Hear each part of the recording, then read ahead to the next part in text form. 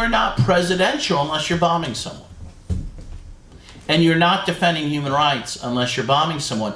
In fact, to a large extent, Trump has been criticized by the human rights community for not engaging in war enough in places like Syria.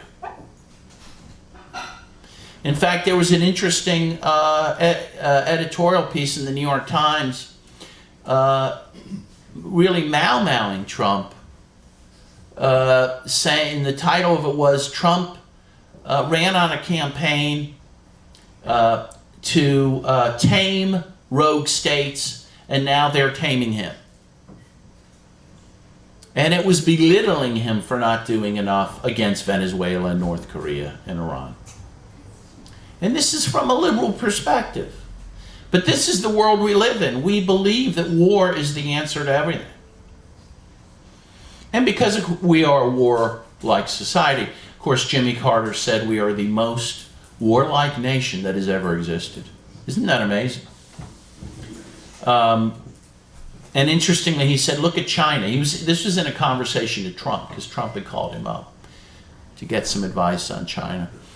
And Jimmy Carter said, well, look at China. They're building, high-speed trains. And he said to Trump, where are your high-speed trains? And where are they? Where are the homes for people in this town? As they drive around the beautiful Bay Area and see tent cities. I was in Los Angeles, too, on this trip.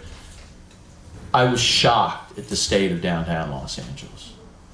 It looks like something from a dystopic movie. Where are our resources going? They're going to these wars.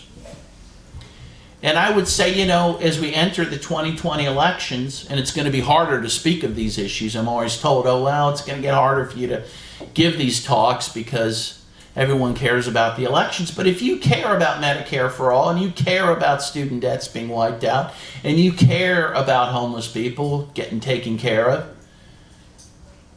you have to care about stopping these wars. We're spending trillions of dollars.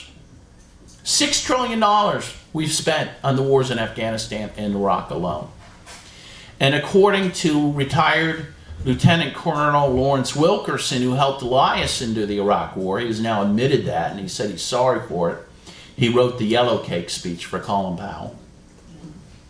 He says, I don't want that to happen again. He wrote an editorial in the New York Times saying that. And he estimates that if the U.S. attacks Iran, it will be more costly in terms of lives and treasure than the war in Iraq. 10 times more costly. So you were talking about millions dead and many trillions more spent.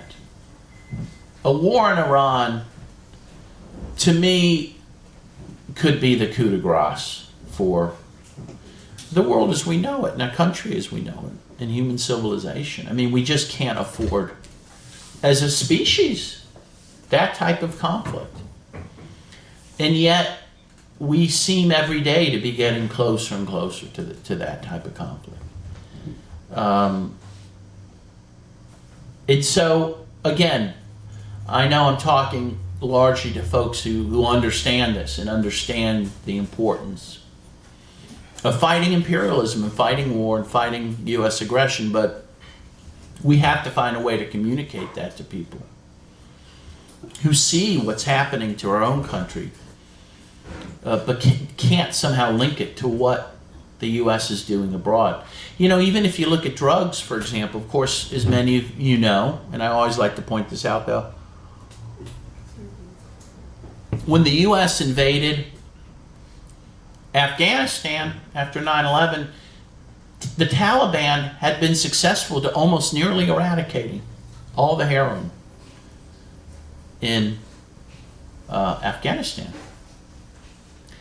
Now, post-invasion, with U.S. soldiers all over that country, and the CIA and the DEA and all sorts of U.S. assets running around Afghanistan, Afghanistan is supplying 85% of the world's heroin.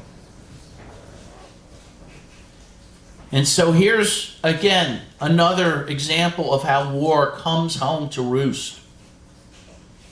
Meanwhile, we've spent over $10 billion in Colombia to so allegedly fight drugs there. And after that $10 billion, the White House admitted there's been no decrease whatsoever in coca production or cocaine trafficking out of Colombia. And Colombia is now producing 70% of the world's cocaine. And so these wars just continue to have impacts, sometimes intended, sometimes not, which are killing us all, in truth and in a very real way. And we have to stand up to these wars, and we have to prevent a war in Iran. That's my message. Thank you. Thank you.